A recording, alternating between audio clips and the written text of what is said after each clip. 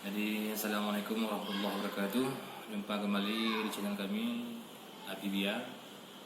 Mudah-mudahan semuanya dirahmati oleh Allah Subhanahu wa taala. Jadi kali ini kita akan belajar irama-irama yang berkenan kita dengar biasanya seperti di istighfar. Astaghfirullahal azim min kulli dhanbil azim awwalan wa akhiran wa zahiran wa batina ya ghafur ya rahim ya arhamar rahimin. Itu ada juga. Jadi yang lainnya seperti istighfar, irama yang biasa kita dengar. Astaghfirullahal azim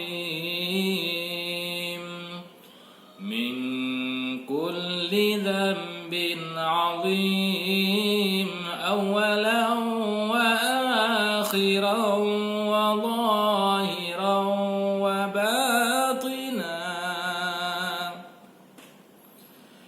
ya ghafur ya rahim ya arhamar rahimin.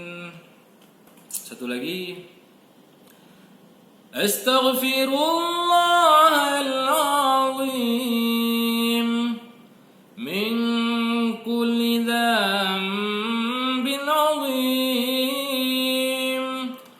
awwalan wa akhiran wa zahiran wa batina ya ghafur ya rahim ya arhamar rahimin.